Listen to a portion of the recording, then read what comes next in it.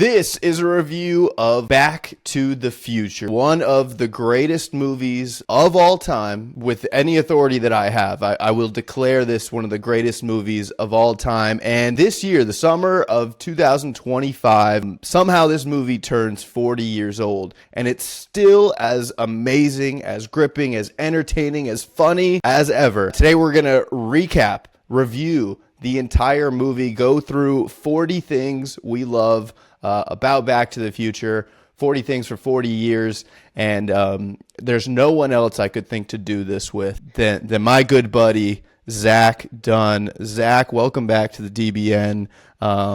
Glad to have you back. Good to be here. It's funny, too, because I think, I thought about this morning, I think one of the very first times, if not the first time, you and I got to hang out, I remember you pulled out of your wallet the vanishing holographic Back to the Future photo, and I was like, oh, this guy. All right, he gets it. This guy's going to be a good one. Yes, dude. Yeah, I got the Marty McFly costume once, and I put the vanishing photo in my wallet, and I put the flyer, the Save the Clock Tower. Yep. It's still in there. It's pretty beat up. But I keep that on me, for emergencies. But yeah, Zac, I kind of gave you a bit of a prompt here. I figured what's a good way in to talk about this movie. We haven't talked about it on here before. I'm grateful that we found an opportunity to. One, what was it like coming up and narrowing down a list? Because what we're going to do is you have 20 things you love. I have 20 things I love. What was it like narrowing it down to 20? And also, what number watch do you think this was for you? Wow, what number watch was this? I watched this movie all the time when I was a kid, and then we either lost the VHS or something and was gone for a while, and then I remember picking up the DVD collection in high school, and it's been with me ever since. So I must have seen this movie, I'm going to say 50 times as a conservative estimate. It was one that was always at the grandparents' house, too, so when you went and stayed the night, and we got to pick the movie, I was like, well, it's obviously going to be Back to the Future. So that alone, we've seen this movie a ton, and there was even new details that I caught watching it really closely this time, which is what makes this movie so much fun. I think I finished with close to 45 things I loved about it, and it probably took as long to narrow it down as it did to actually watch the movie. But that's just what's so great about it is, even through the first 30 minutes, I had 30 things, and I was like, all right, we got to pump the brakes a little bit, settle down. We got a long movie ahead of us. So how many did you finish up with? I was about the same ballpark. I think it was around 40 to 45. Because, I did the same thing. And, luckily for the both of us, I kind of feel like I'm way north of 50. Just in terms of, and I mean, this is something that our generation has that I love. But, movies that, got a whole new life on cable, right? On, USA or FX. ABC Family or whatnot. Yes.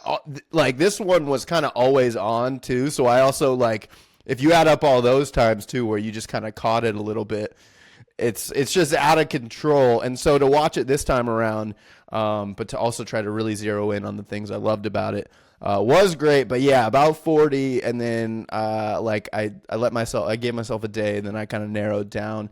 I wanted to try to cover everything because I mean this in itself is a time capsule piece of us, breaking it down. This is this movie came out 10 years before I was born, and it's just amazing to me that it still holds up. And I'm going to watch it the next 40 years of my life too. Yeah.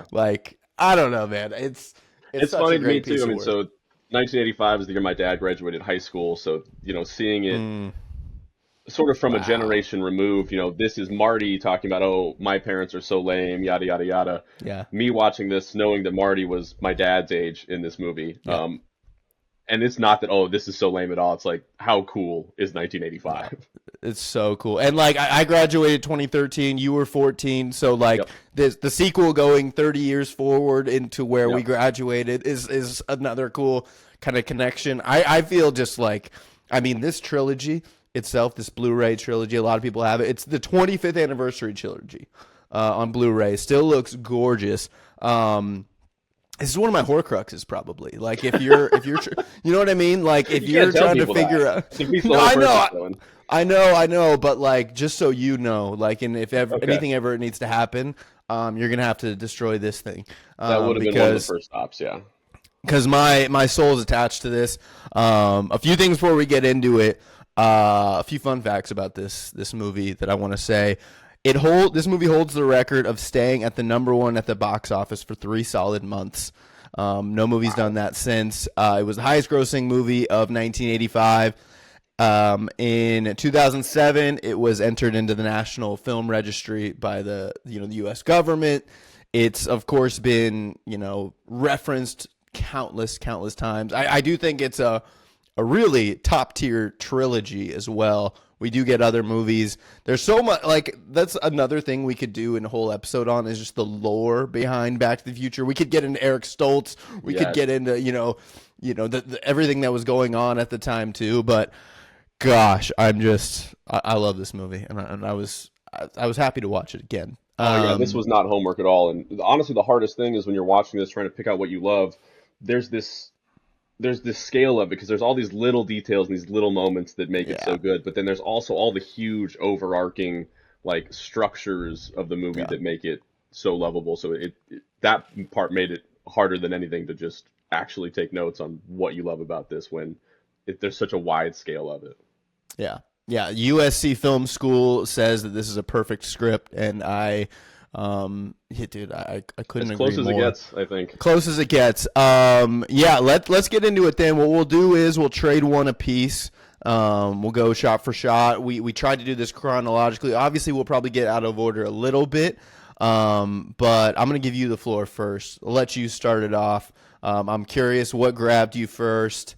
And what's your big thing you love first about First one that always jumps out to me, I fire it Back to the Future. This is an incredibly personal one. This is only gonna resonate with a small portion of the population. Opening credits, you're setting the time motif right out of the gate. Big pan over all of these clocks in Doc Brown's house. Yes. And there's these little Easter eggs. You look like what you've got is like a Charlie Chaplin reference to the tramp hanging on from the hands of the clock, which obviously comes back later in the climax. But for me, right out of the gate, why I know this movie is built for me, you pan over one clock that has a sports team. There's a single sports team in the whole intro, and it's the Denver Broncos clock in the intro. And hey, Denver Broncos are my team. Ever since I was a kid, I saw that and I was like, yep. There's my team, front and center, Back to the Future. So that's my easy little one to get us going. That's a good one. Definitely not on my radar, and that'll be something that next time I watch, I'll be able to grab. Yeah. You said it a little earlier too, but it's crazy. And I mean, this is a lot of movies, but it's amazing that one that we've seen our whole life, we still can catch things that you're like, oh yeah. And there's there's a big one I saw a little later on that I'll bring up. But I love it, dude. So many little details throughout, so many Easter eggs.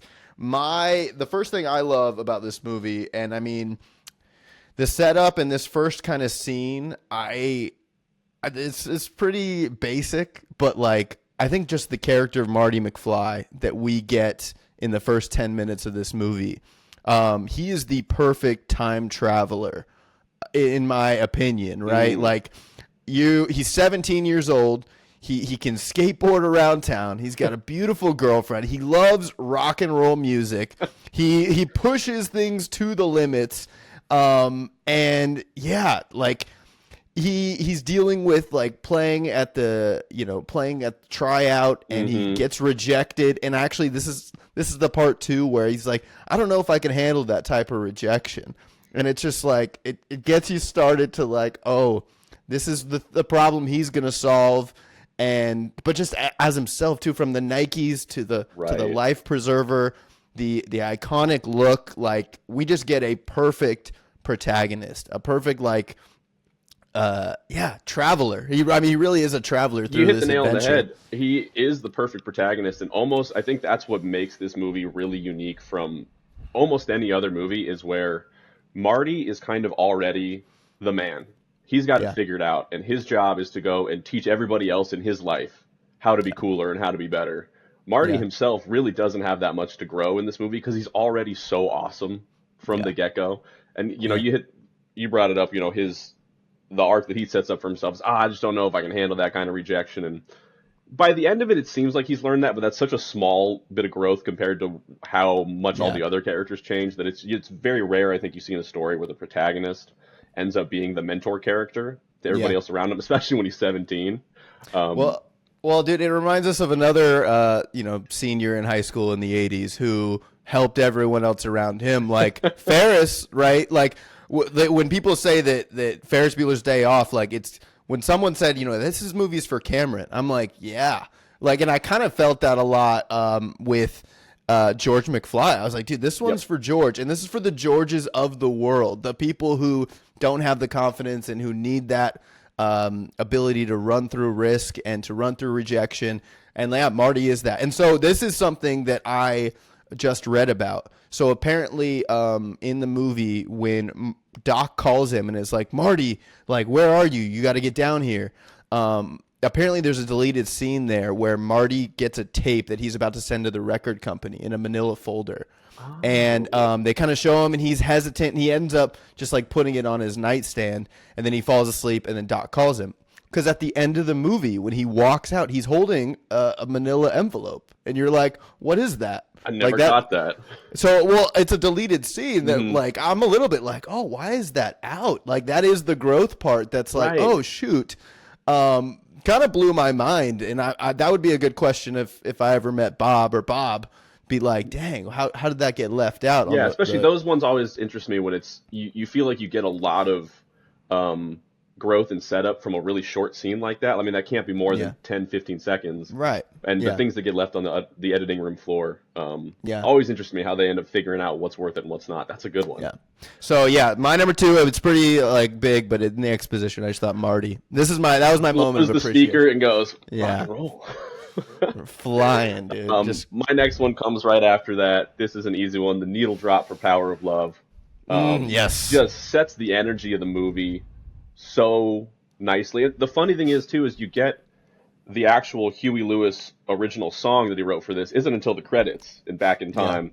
Yeah. And that one, fits the story of the movie a lot better, but there's something about the Power of Love that it just gets you going. You feel like Marty when you're skating through town, holding onto the back of somebody's Jeep, waving at all your friends.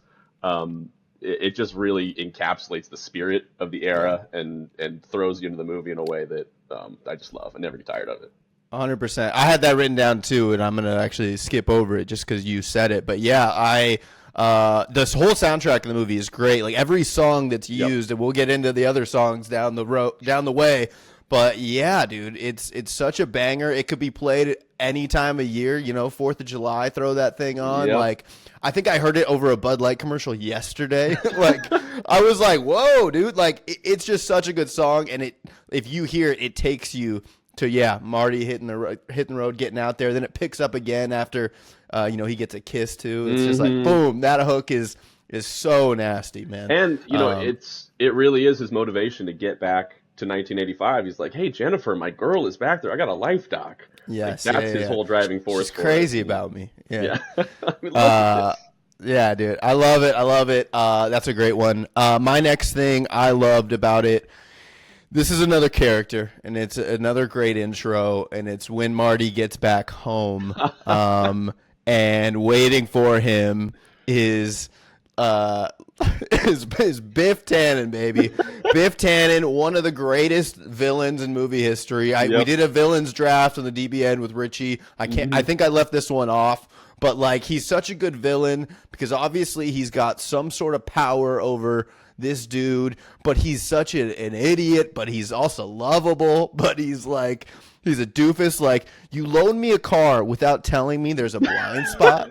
Dude, that's the first thing you hear from Biff, and that is so good. I could have been killed. And then he's like, what I want to know is, like, I spilled beer while I was driving. Like, who can pay for that?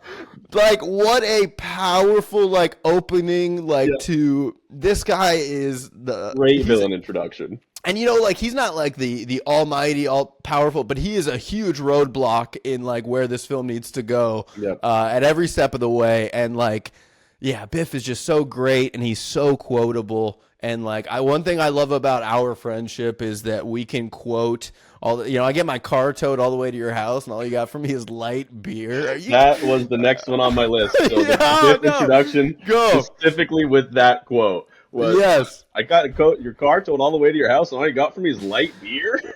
Oh my gosh, dude. The lines that Biff drops, so cash. I mean, just a bully, like just a sick asshole of a man, but so entertaining. And I mean, it's not when I think about great villain introductions, you think about, the Joker in The Dark Knight. Yeah. You think about Darth Vader in A New Hope, just these menacing, physically powerful characters. And then Biff Tannen, who's just this alcoholic asshole boss at work. So there's just something about it. Who's going to pay for this? Huh? I spilled beer. I wonder who's got my cleaning bill.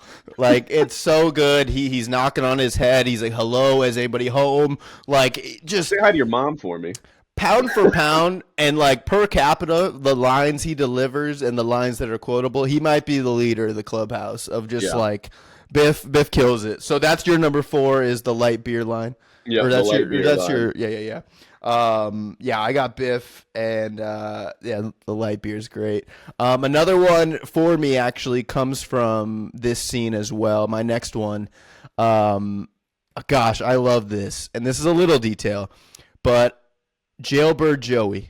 Joey. So she throws the cake on the table and is like, well, your uncle didn't make bail again, or whatever she says. And like Jailbird Joey to me is this little detail, but like it gives us like such a satisfying time travel movie because of details like Jailbird Joey and the joke that pays off a little bit later in the movie. Because otherwise this is just kind of a throwaway line. You're just like, why are we talking about it? Which maybe that there's a spin-off somewhere about Jailbird Joey. I'm curious. I just love that little line, and it's little moments like that just make it such a good time travel movie, and make that script so satisfying. I think that scene is so important because when you get to the very end of the movie and you get to draw those comparisons and just see how much better life is after the impact Marty had on his parents throughout the course of the story, it's one of the most essential scenes of the movie. And it's not like I like that they didn't overdo it. It's not like the home life is a disaster and they live in a trailer park. Like they've got everything they need. Everybody has jobs. They're still in the same house. They're still in the same house. They just don't get along. Everybody's not in the best shape. Lorraine's drinking maybe a little bit more than she should. Yeah. George is disconnected. And so it's just all these little subtle things that kind of create this friction that by the end of the movie, when it's all smoothed out, it's just this incredible sense of relief. Yeah. My next one comes pretty much immediately after this. Marty passed out on his bed, gets the call from Doc, has to hustle out and get over to Twin Pines Mall. Marty riding his longboard or his skateboard through Hill Valley at 1 a.m. He's got his headphones on. That right there, I'm like, being 17, waking up 1 a.m, going for a ride. Throughout the whole course of the movie, even though Hill Valley changes a lot, the vibes around Hill Valley are so good. It's very kind of nondescript, could be anywhere in America town. Yeah. But there's just something so like comfortable and suburban and familiar about it wherever you're from that I think they did a really good job giving it character, but making it really easy to kind of apply to wherever you're from in your life. Yeah, and it's kind of got a really cool Hollywood set, like the town square, right? It has a really good like it feels like a Hollywood film set too. Maybe that didn't feel that way until I did the backlot tour. Right. And then once you know where it is, I think it has that feel, but as a kid, my grandparents are from Fort Collins, Colorado, and that's got very much the feel of that Hill Valley town square. And it's funny, that's a place too that they used to inspire Main Street in Disneyland, and I think you can really feel that. 'Cause Hill Valley's set in California, I'm pretty sure, but it does have this sort of Colorado Midwestern feel to it that I get. No, that's a good one. My next one comes from this scene. They're in the parking lot, and I think Marty says where the hell did he go? Where the hell did Einstein go? Okay, all right. I wrote this one down too. This is my favorite line. And this is such the question is, when the hell are they? And it's such a good line delivery and countless from Christopher Lloyd here. But I just thought that was my one that I'm like, dude, this movie is so quotable that you could just kind of say this stuff and say these lines whenever. That one just made me smile really big. And it's just Now we're in. Let me hit you with two in a row here. So right before that, I put down the moment where the truck unfurls, the smoke comes out, and you see the DeLorean get wheeled Yes. down for the first time. Yep. Because it's funny how iconic that has become. That you're like, well, of course that is when I think about a time machine, I Yes. think about the DeLorean. Like that's obviously what it is. Why wouldn't you want it to be a car that you can drive around? That's so much better than a phone booth or the H.G. Yeah. Wells time machine. Yeah. Yeah. But they did such a cool job unfurling it with this mystery, and you couldn't have picked a cooler, more space age car than the Yeah. DeLorean. Um, And he explains it so well. Like I figure if we're gonna time travel, might as well do it with some style. Like and then I love that he starts talking about, but then the stainless steel construction helps with the dispersal. Oh, sorry, we got to get out of the way. Enough science talk. Pulls it out. Yeah. But piggybacking off of what you said, one of my all-time favorite lines is the car disappears, hits 88 right before it hits him, and Marty goes, "Jesus Christ, Doc, you disintegrated Einstein." So Never get tired of good. that one. And you hear stories about when they first did the test showings of this movie that I think one of the good things about this movie that makes it work is that it lets the opening breathe. Yeah. Every scene is really efficient. It moves. It does a lot. But you're probably 20 minutes into the movie at this point, Yeah. and the story is the test audiences were like, we don't really know what this movie's about Yeah. yet. Like, where is this going to go? What's going to happen here? And then when the car disappears, apparently people in the theater freaked out and were like, did they just kill that dog? Yeah. So Marty's reaction to it always takes me back to that and just gives me a big laugh. No, yeah, it's so good. Apparently, like whenever the car does come out, too. Back to your point, apparently that's the first time you hear the score, which we'll probably talk about the score eventually. Yeah. But like that's the first time you hear it, and those like twinkles and and this movie did win an Oscar, by the way. This movie won an Oscar for sound editing, I believe, or sound effects, and the car is itself as a character. To go into that bit more is just like the sounds of it, the style of it. I love that they give you kind of just enough to like believe it too, where you're like, oh yeah, it's got a flux capacitor in it, and he's doing all this science gibberish, and it's like, yeah, I believe this guy's a scientist. I believe he built this thing. It's good. And it's just while we're fantastic. on it, I know I don't want to stack these too much, but that's my other one on this is the flux capacitor. Okay. Just as a thing, the name Flux Capacitor, the way it looks, you can't come up with a better time travel MacGuffin than the Flux Capacitor. Like, this is what makes time travel possible. Do I understand it at all? Nope. No, but it looks cool. It's got a great name. I don't need any more science than that. Yeah. The Flux It won't be explained. It'll just be that's it, and I believe it. And it'll do it. Bet your ass it works. That's good. All right, so I got you with DeLorean, disintegrating Einstein, and flux capacitor. Yep. All right. That was my run. That's good. All right, so then my next one is I believe we're at 12 right now, which is good. We're moving. Okay. We got they're in a JCPenney parking lot. And I gotta say this movie has a lot of shameless product placement. A lot. I noticed that too. But what I will say about it is that this movie is, because of that, is a fantastic time capsule movie for 1985. From references, like we get Darth Vader referenced in this movie. You get Ronald Reagan. You get Calvin Klein. The DeLorean itself, which didn't have much of a life like after this time, is just wonderful. Huey Lewis is the main. Like I just think calling out Pepsi Free, which is a caffeine-free Pepsi, like. All these things, which if you really want to zero in and you really watch it, like take a drink every time there's product placement, you're blacked out by. And you're drinking Miller Lite, by the way. So that's clearly the sponsor. Miller Lite was clearly the sponsor. And Cars, like it's such a good time capsule movie that is like it does cover a lot. And it's like, man, this is Universal too. This is a huge, big blockbuster movie, and Steven Spielberg's name's on it. Kathleen Kennedy's name is on this movie. Like huge, heavy hitters in a time that is like, dude, this movie, like I don't know, just got everything in it for the time. And yeah, these people would later go on to just control Hollywood the next 40 years too. It makes it feel so American too. Every bit of Pepsi and Miller and Nike and all the stores. Nike, big one. Yeah. Between that and all the clothing brands that make up the costumes and the fashion, that's a great point. It's just how much you get the Americana. That's why this feels like a 4th of July. Yes, it does. Yeah. And he gets back to 55 and he changes into Converse. And it's like, all right, I buy that. I'm cool with that. So a lot of product placement, but like to me, it somehow works. I'm sure that video camera too is got to be product placement. JVC or something. Yeah. Exactly. Okay. I'm good here. Any more in 1985 before we take the jump back to 1955? No. All right. Because, the Libyan chase bit, there's a lot of good stuff here, but the next bit... That's, really... again, of its time. Very of its correct, time. Correct. There are quite a few things in this movie, too, that haven't aged. And I love that about it. Like, there should be things that don't age well. Yes, and that is okay. Yes.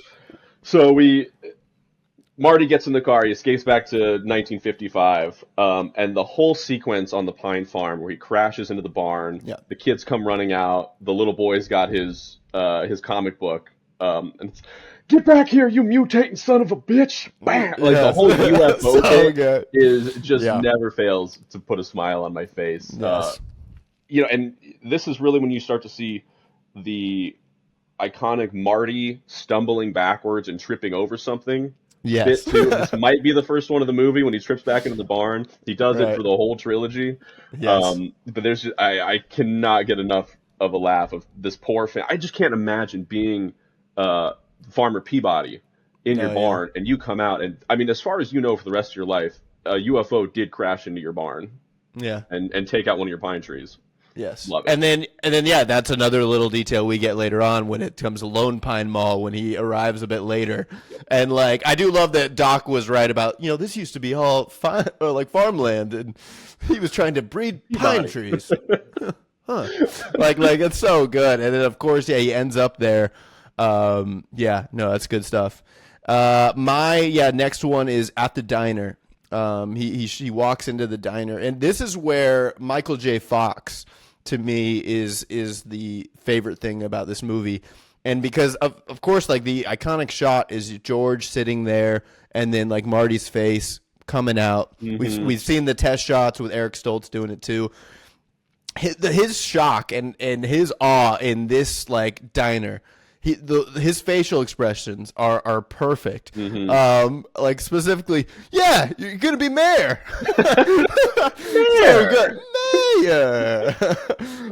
Dude, I love it. And I don't know, there's something about him in this scene too, just being totally shocked, not fully jumping in, not messing with things just yet.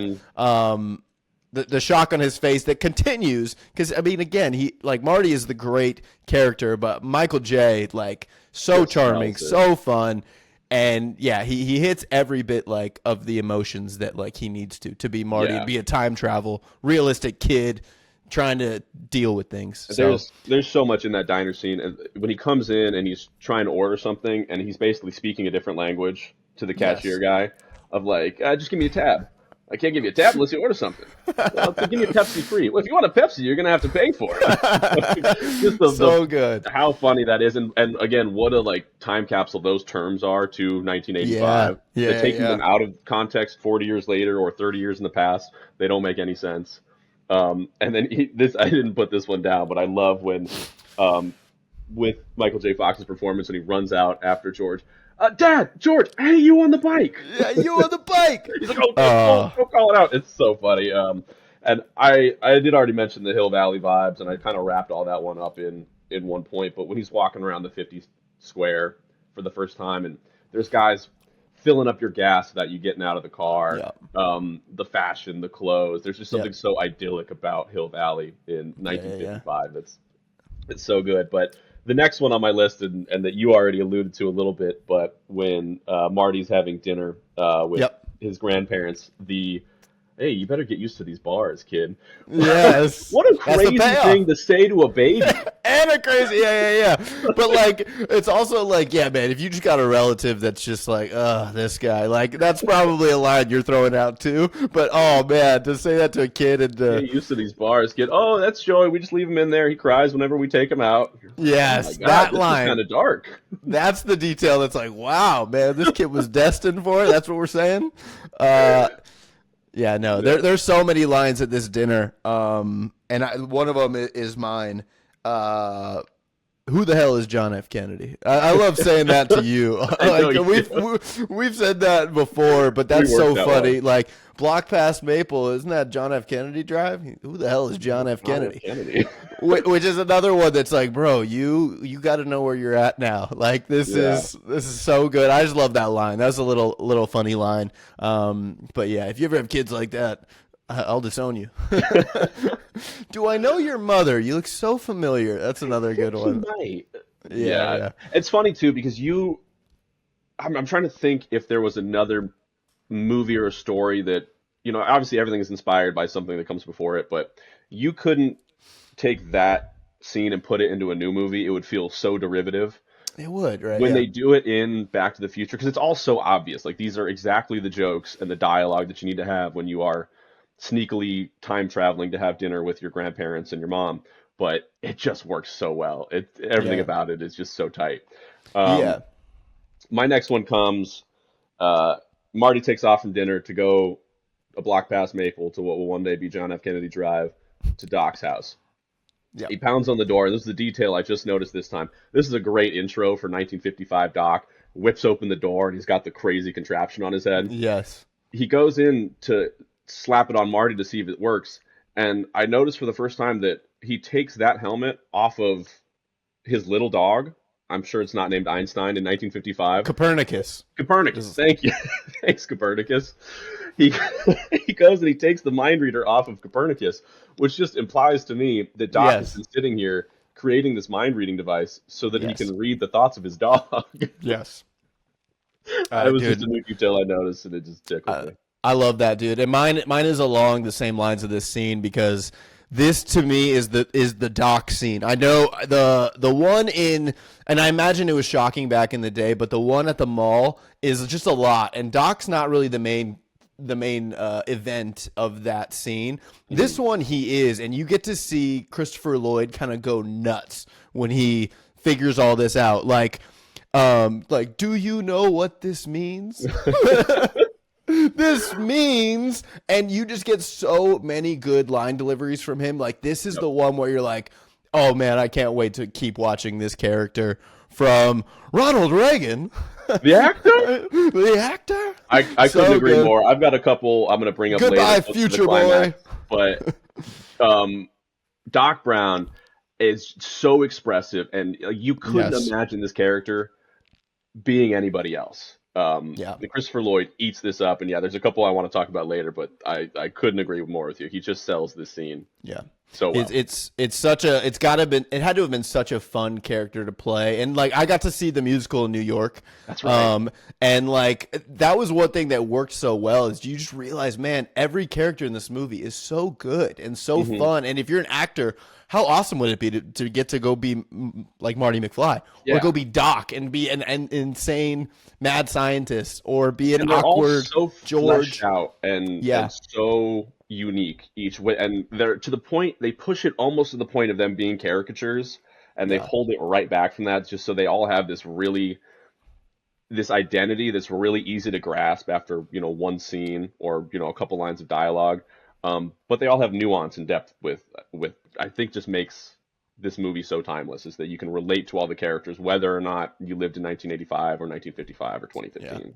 Yeah, dude, so good. When he's like, what am I gonna do, Tom? He's talking to Thomas Edison of his photo. Like, oh, this guy's the best. It's so we fun. Love Doc Brown. It makes you believe that like a high schooler would be friends with this guy. Because that's of course the joke too. John Mulaney has a good bit on that. I can't imagine. Again, thinking of this from Doc Brown's perspective, you have this incredible idea. You hit your head in the bathroom while you're hanging up a clock, and you draw this thing out, and then that night some kid comes knocking on your door and is like, "You invented time travel, and you have to help me get back." That is crazy. Yeah. I think that the next scene here, when they go to Hill Valley High School to try to connect George and Lorraine.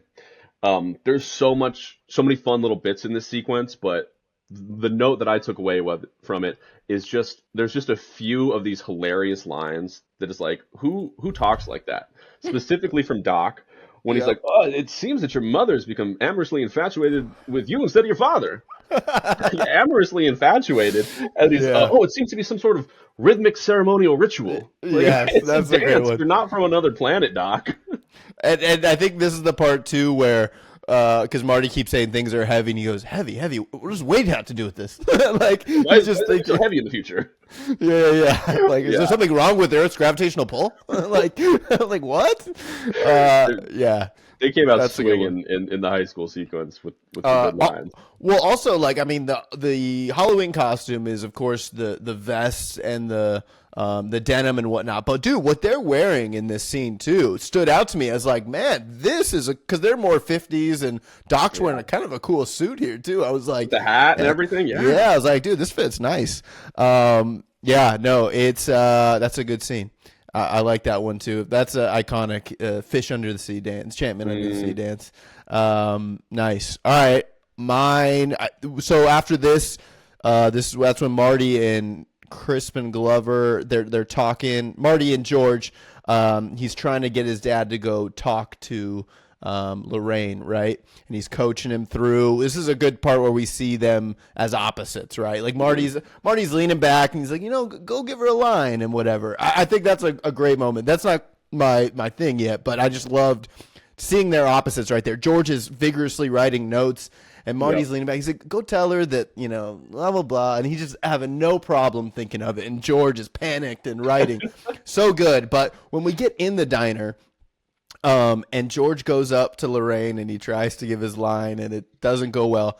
Dude, the shot of Lea Thompson looking up, I was just like, man, Lea Thompson was so wonderful and so beautiful and perfect for this role. And even when she's listening to him there, you just see her like trying to be really nice to this guy.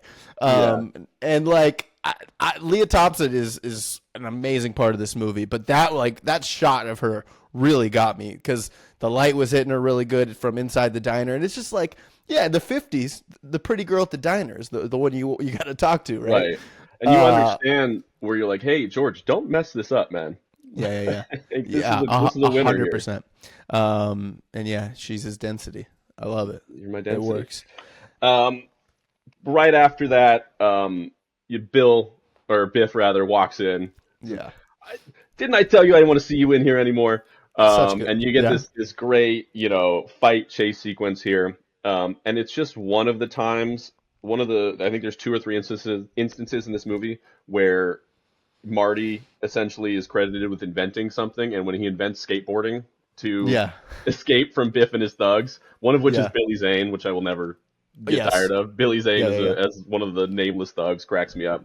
But 100%. Marty running out, breaking that kid's scooter and teaching him how to shred around Hill Valley Town Square is forever one of my favorite scenes. Probably not quite as iconic as the scene in part 2, but inventing skateboarding from Marty McFly.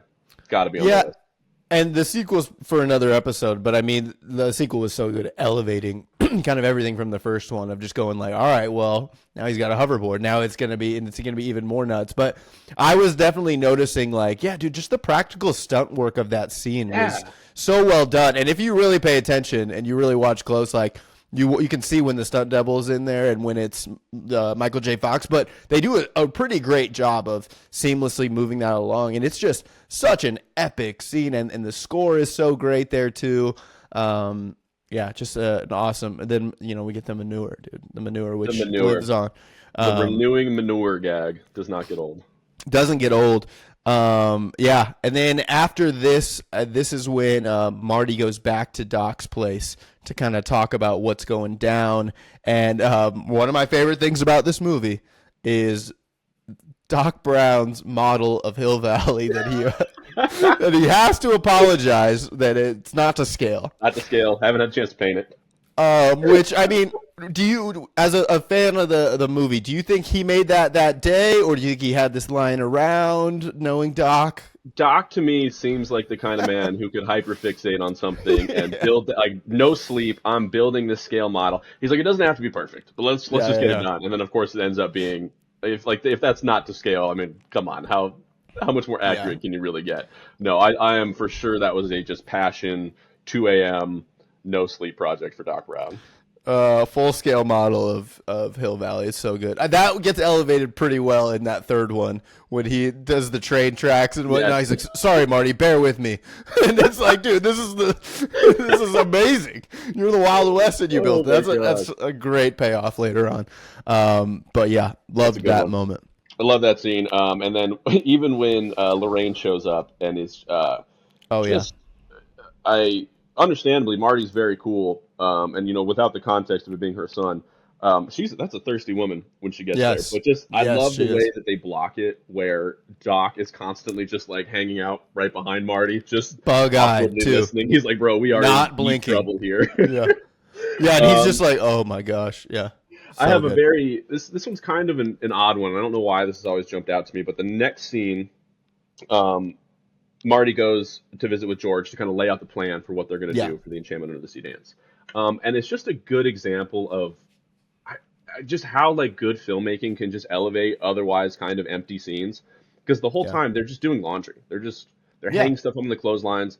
And that's just to keep them busy. There's not a single bit of dialogue that references like, oh, hey, put the shirt up here. The whole scene is just them planning. And then they were like, all right, well, what are we going to have the actors doing while we film it? And just seeing them go hang these clothes up and kind of have a little back and forth, there's just something really small and subtle about, most movies are going to have that kind of planning scene before the big climax. Yeah. And for one that's just kind of small and subtle, there's just something about them doing chores alongside it that you don't even notice that there's no connection between the dialogue and the movement. I just think it's good. There's something about that scene. And you get that good little gag. You mean you're going to touch her on her?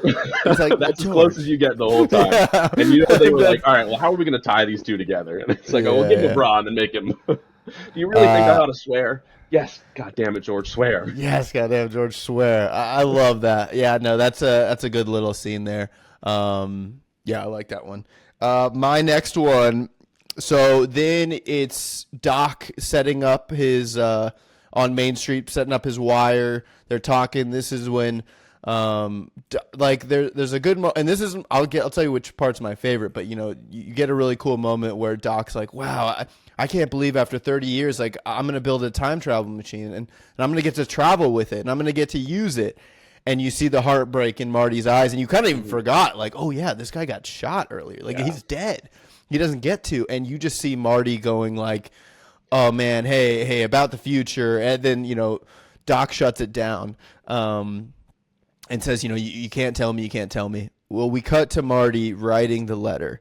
And it's a really, like, heartfelt moment, but I laughed out loud, like, to myself when I watched this, because the way Michael J. Fox says, "You will be shot by terrorists." You will be shot by terrorists. I'm just like, oh, I don't know, dude. I was like, oh.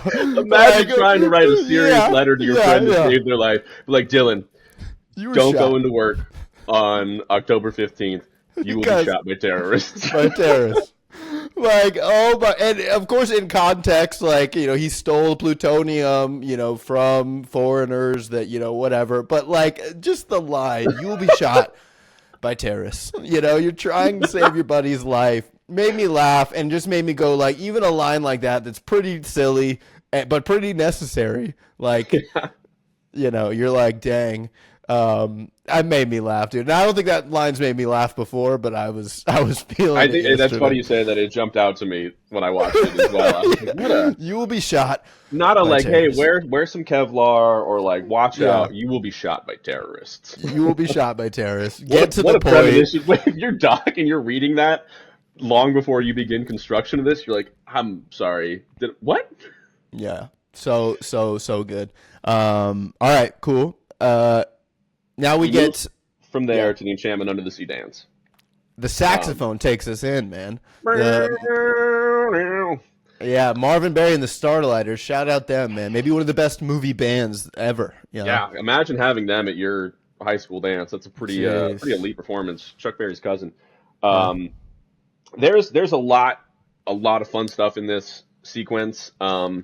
So if you want to jump in early here, maybe I'll take the next one because so we see the dance and they're dancing, but then it's Marty and Lorraine in the car. Right. That's kind of the opening of the dance, and I actually put Lorraine drinking as like that's the thing I love about this movie because that goes into where the screenplay came from is that Bob Gale found his dad's old yearbook and he saw it and he thought, you know, would me and my dad be friends? Mm-hmm. And that kind of triggered, you know, a bunch of things and got us to this movie.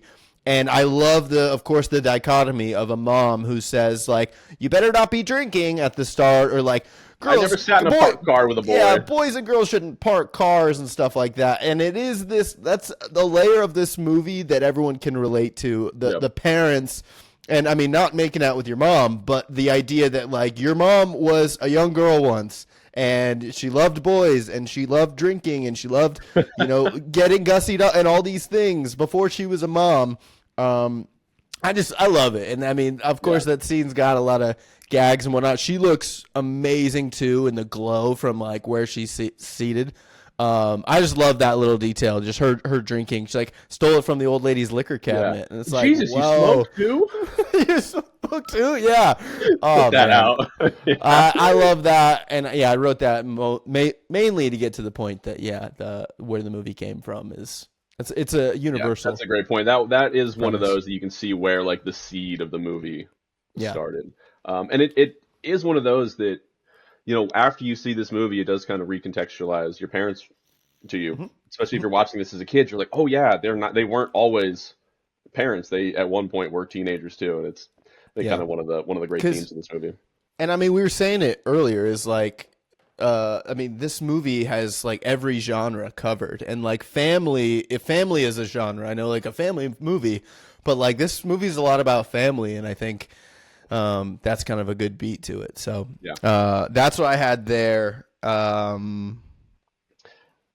You know, and this is kind of where I had to start making some cuts on the list. Yes. They really start packing a lot of fun stuff in here. One of the best third acts of a movie in terms of like wrapping everything up and and stepping on the gas, literally and figuratively. Ooh, bravo. Yes. I mean, well, everything just gets covered and there's so many things that have to get done in this short amount of time. So it's so good. I always admire movies that can give you this sense of tension and pace and action. Yeah. When there's really only one punch that gets thrown. Yeah. Otherwise, and I'll get to that in a little bit, but really I think it has to be mentioned the moment of George standing up to Biff, delivering the punch, saving Lorraine. That is, you know, kind of the emotional crescendo. Yeah, I got something in this too, specific. That I tried to nail down some details, but really I just think that whole sequence, the tone is so good, the cinematography of seeing it from Biff's perspective, from George's, from Lorraine's, and the slow curl of the hand. You'll break his arm. Absolutely. Love it. There's just the sense of like triumph and growth. I mean, that's what you show up to the movies for, and this scene hits that on the head so well. Yeah, it's like so the punch, obviously, and the standing up scene. I think it can be even zeroed in even more because for me, this is where Crispin Glover shines because this nervous guy is taking notes who doesn't know if he should cuss. If we're doing like a list of like some of the most powerful line deliveries in movies. To me, No Biff is like gives me chills because there's still a little bit of fear behind it, but he's finally got his chest out. Yep. And he's like, no, Biff. Like he could have just walked away. He probably would have walked away a week ago before he met Marty. But his no, Biff is just such a good line and is just fires me up first too. Moment because of courage you see from George after the whole movie, and it rings a bell inside of you that that's just what good movies do. They just make you feel things. Yeah. Yeah, I love it. That whole sequence. And the funny part is, after having seen all of these movies so many times, that I was waiting for the line of, he took his wallet. Oh, yeah. I was like, oh, wait. That's later. That's later. Yeah, that's later. I think, and then, so after this, like Marty finally shows up. They get him out of the trunk. He runs in, but then he run because it's not over. I mean, he beat up Biff, but he's looking at the photo, which I will say, I wrote it down, but the photo is such a good device, man. We've got the same exact note here. That's not. Yeah, go ahead. That's you. All right. I was going to say, this is the moment I wrote this down where the vanishing photo as the ticking clock is one of the most fun plot devices, because so many of these movies are going to use a ticking clock, something that's going to put the pressure on that you know you got to get it done soon or else.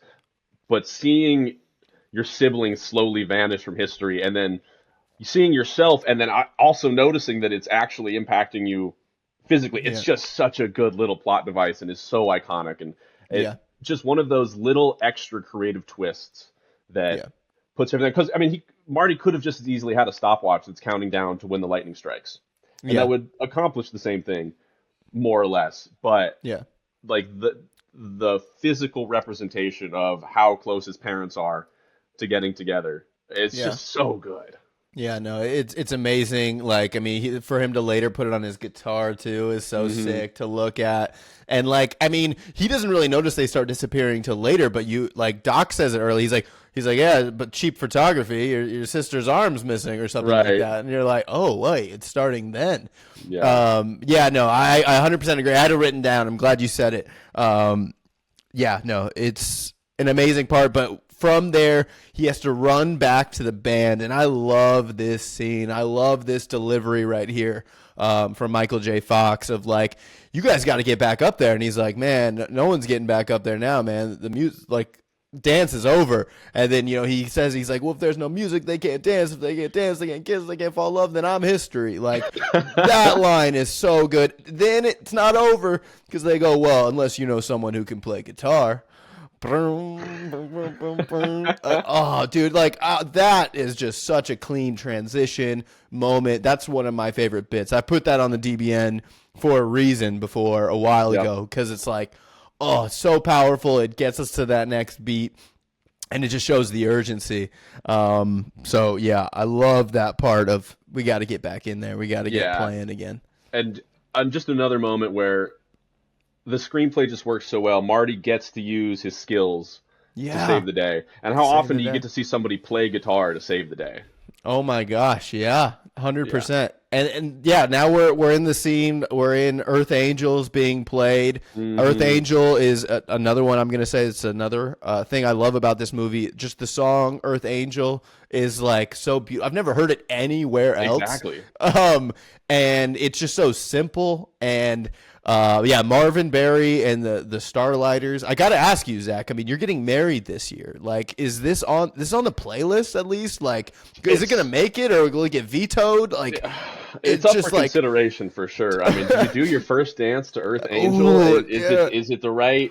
I bet a lot of people have. If it was you and me getting married, Dylan, I'm sure that would be an easy choice. But it takes a little bit more. It takes two. Yeah. No, I get it. I was gonna say, dude, if you need Dylan Berry and the Starlighters, I could learn those chords. Seem pretty easy. I feel like not too fast, I got 6 months. I could blues riff in E minor. Watch me for the change. For the change, try to yeah. No, I loved it. Like I still get and in this moment too. Like they kiss.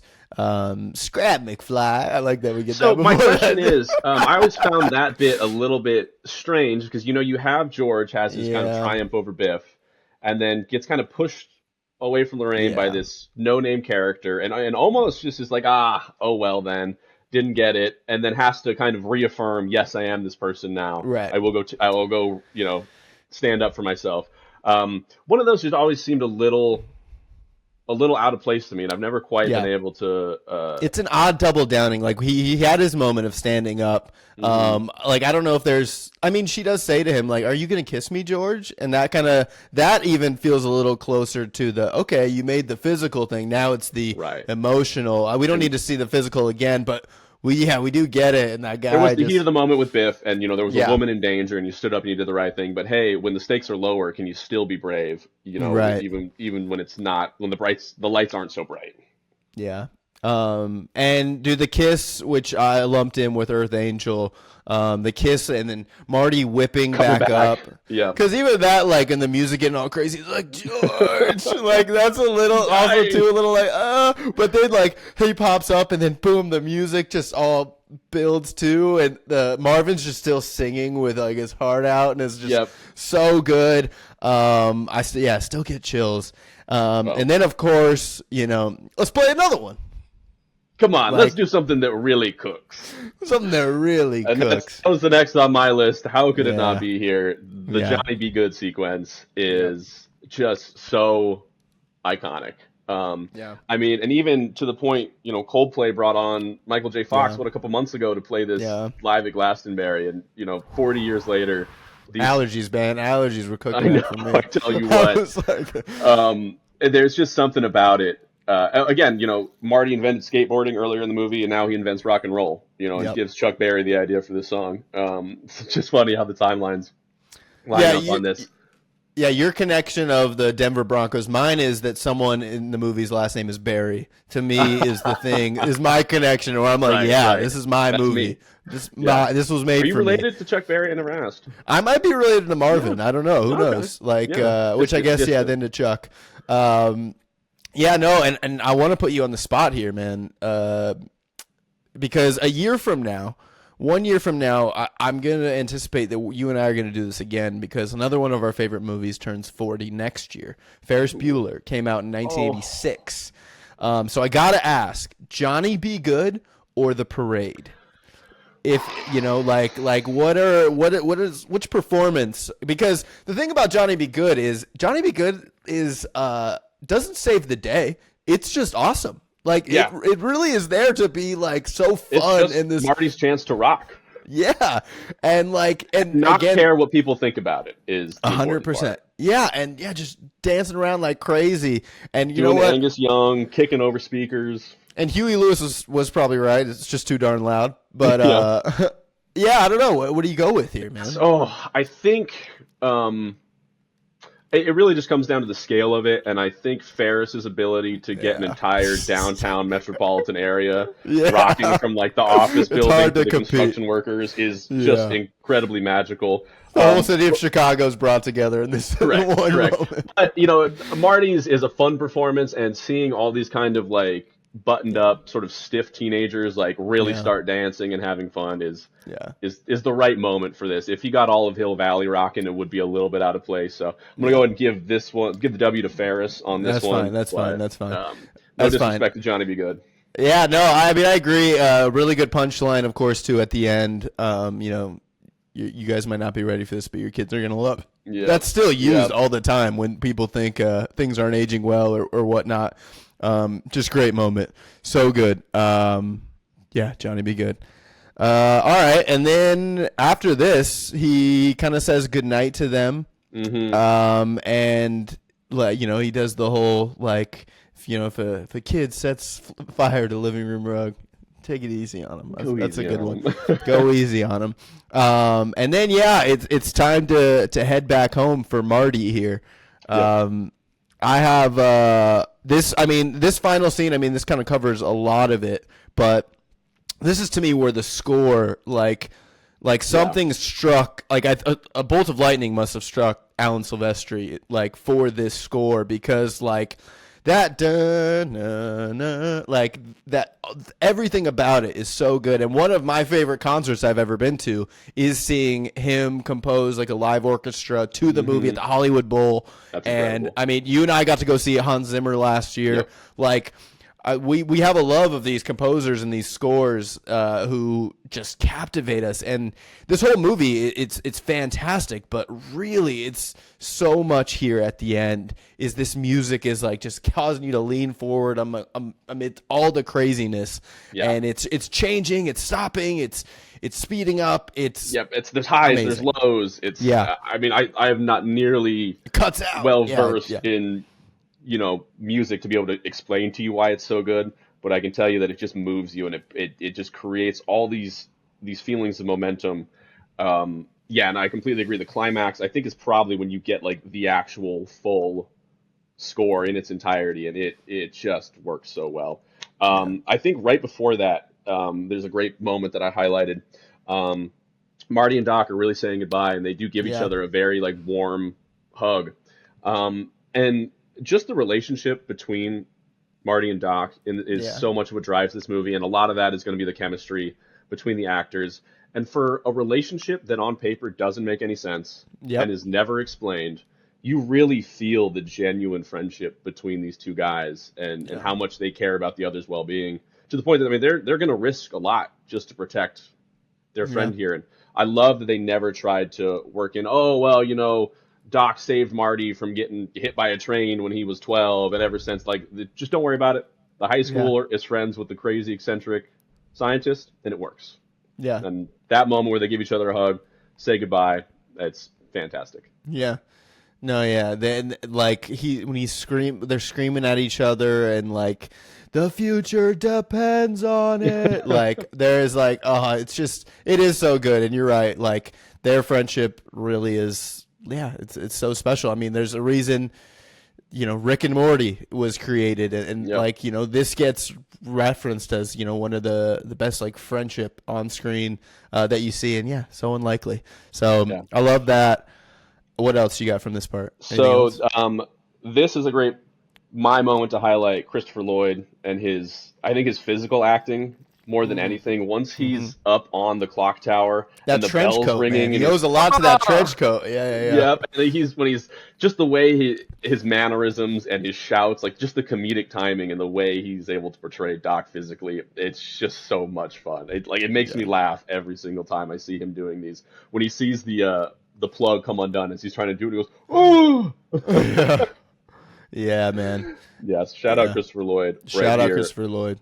I agree with that. And like this part of the movie too is when, and I kind of said it a little earlier, but the pace of the movie is one of my favorite things about it. Because like it is mission after mission here at the end, but like it stumped me. Yeah, the cord falls, and then it's like and then the car won't start, and then it's like and like to me like that is always just so satisfying. That it's not like a clean, strike through. Those are the punches that are being thrown, or just kind of all the mishaps. And like I have this idea of like a funny sketch that I've always thought of, because I think it's hilarious that Marty goes to a spot that says like start here or something on the ground, and I want to see a deleted scene of Doc writing that out on the ground. I want to see him do that. I want to see him have to stop as cars come by. Someone ask him what he's doing. Like this man just wrote all over the street. Like, sir, this is public property. You can't spray paint here.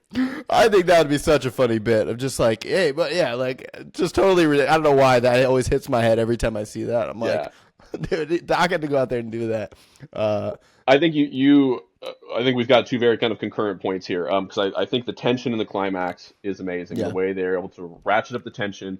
My actual note here is that them using time itself as the enemy in the final kind of moments here, because that's all that it is. It's Marty's got the clock on the dashboard, and you see it ticking farther and farther away, and there's just constantly things getting in the way. The car won't start. The plugs come unplugged. We're just like, you're just getting down to the wire, so much so that you're trying to time a bolt of lightning. And like I said, this movie feels like has lots of action and tension, but with almost no physical violence. Outside of one punch and Biff trying to run somebody over with his car, no big deal. And now that Biff's been taken care of, because Biff is really George's antagonist, and that Marty's racing against time this whole movie, and the way that it comes down to the wire and the way that they execute it, and the music and the acting and all just the little individual beats in the scene. It's just a masterful climax for a time travel movie. Yeah, 100%. I love it. I got nothing actually until he's back at home. Do you have anything there? I mean, I know he goes. That to me is the finisher. He does get back, and then he does go to Doc, and he watches it all play out. I remember being a kid, like that part blew my mind. He was being able to see yourself from that, and I think we take that for granted now because you see it, in time travel movies. It's got the Prisoner of Azkaban kind of effect on it. But I remember seeing that for the first time and being like, wow, how cool is it that there's 2 Martys right now, and he's getting to watch himself from the beginning of the movie. We already alluded to it. One of my final notes was Lone Pine Mall. Oh, Lone Pine Mall. Okay, good. It's one of my all-time favorite Easter eggs. I remember the first time I caught that after watching it as a kid. It's just doesn't call any attention to itself. It's just one of those when you've seen the movie enough, and you kind of put together the tiny subplot of Peabody's farm, the DeLorean taking out the second pine. Now it's Lone Pine Mall. Just the little butterfly effects and ripples that change things in these movies. Yeah. It doesn't need to be there. It doesn't make a difference. It's just satisfying for the viewer. No, 100% satisfying. I love that, and Doc saying, "I figured, what the hell." Such a good moment too. He comes, he drops off Marty, and there's just such like a sense of relief in Doc too there, because if you really want to think about it, Doc had to sit for 30 years, knowing that this night was going to come and it was going to turn out this way, and so space-time continuum, all that stuff. He drops him off. Must have been, we never see it, but when Doc meets Marty for the first time in whatever year, it must be really difficult for this version of Doc Brown to be like, oh my God, Marty. This guy. We got to stay friends. Like I'm invested in you. That's big. And then when he's back, he wakes up at the house and he walks out. This is one of my favorite things. I don't know why, but this line has always made me laugh just because it's so funny. He walks out and you hear the brother and sister talking, and the brother goes some guy named Greg or Craig called you, and she's like, well, which is it, Greg or Craig? I don't know. I love that line, man. That's so funny because it's because it matters, and I'm like, that's when you oh man, of course there's a visual. Wow, this place looks a lot nicer. And this is where we'll get into this debate, a little bit that Crispin Glover raised. But, I just love the confidence that happens in this movie. And so Crispin Glover did an interview once where one of his big gripes with this movie, he says he's only ever seen it once, he didn't return for the sequel, was that the family experienced monetary increase because of what happened. Now, I think that's a shallow way of seeing it. I'm a believer that, man, once they started loving each other and once they started having confidence, he's able to write a book. They're able to go play tennis with each other. Right. And they are in great shape. They're not sitting around drinking. They're just have a deeper connection with each other. They're more full of life. And I believe that if you're working hard and if you're loving each other and whatnot, you might end up with a really nice house and be able to buy pretty nice things. I don't know if I don't know if A Match Made in Space was a New York Times bestseller. That the title stood out to me. I don't think I ever noticed the title. Your first novel. He made his money doing something else, which is an interesting part too. Because thinking back, I was like, oh well, George hits it big as a writer, and that's how they have the nice house, and that made his money independently before he became a writer. Right.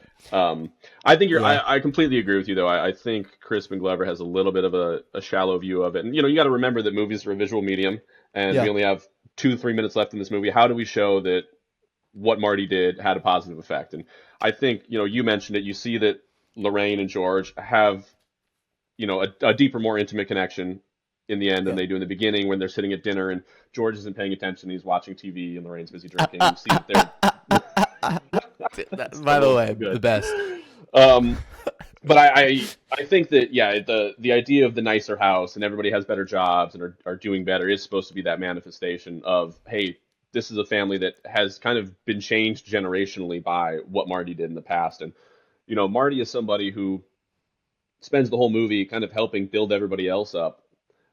He does get something good. He gets the truck he wants, and he gets to go on the date with Jennifer, which his mom approves of, and he just kind of has earned this level of trust. And at least Marty gets something out of it. Yeah. So Yeah. I see where he's coming from. Crispin Glover in that interview, he says, "Well, I was a serious actor, and I really wanted to dig into the screenplay and figure out." It's like, all right, buddy, we're making Back to the Future. Like, this isn't this isn't The Godfather. Like, I don't think we need to get too deep on it. But yeah, and I mean, I guess that's like. Oh, well, I'll get into that in a second. But another one of my favorite things about this movie comes to in this final scene. It's another one of the changes, and it's the way Crispin Glover says, "Now, Biff."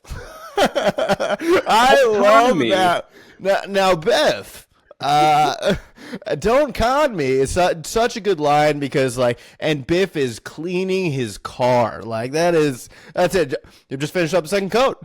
It's like, well, sorry, I'm just getting started on the second coat. It's like, and then even when Biff runs in with the box, "Hey, Marty, your book just came in." Biff isn't Marty! just turned into this subservient person. He does seem like a genuinely more joyful, better person for having gotten his ass kicked in high school. And maybe that's what a lot of people needed that they didn't get. But I think that line always stands out to me as well. Now, Biff. Yeah, I just know it's just so funny. And I love it. And Biff is just totally flipped over. It's no longer say hi to your mother for me, which also say hi to your mother for me. It takes on a whole nother meaning when you go back and realize what he was doing. And you see that even more in the second movie, how much he really got did. A little grim. What number are we on here? How are we doing on our 40? Dude, we're like 37. Okay. I can come up with a couple more. My final note. I got two more still. Okay, so. Perfect then. Fire away. Okay, so my other one is, it's the ending. It's the perfect ending to a movie that even if there wasn't a sequel, this is a perfect ending because which it wasn't intended to be necessarily when they wrote it. Yeah, it was just so perfect that it flies in. That now we have to go forward. Now we have to deal with the kids. Before it was parents. That makes so much sense. That would be the clear next mission, and the fact that he shows up all spaced out and whatnot. The clear is so tie. great. And it's here she can come too. Concerns her too, and so great. You get the line where we're going. We don't need roads, and man, right into Back in Time, the song. I thought it's a perfect ending. I saw a movie this week, horror movie called Talk to Me. Did you see that? Mm-mm. It had another ending very similar where it was man, are you ready to see these people go on this adventure again, or see a new group of people go on this same adventure? And it's just yeah. And that's just how you tie up a movie is giving it hey, we're about to do this again. Boom. And you're just I gotta see it. And it's hard not to roll into that sequel too after you see that. Exactly. And we will dig into the sequel at some point, but that was my final note is just what a finish. Where we're going, we don't need roads. Yeah. Just incredibly iconic. And the funny thing is too, and I never quite made the connection until this watch. Marty's very concerned. He's like, "Hey, we don't have enough road to get up to 88 miles an hour here."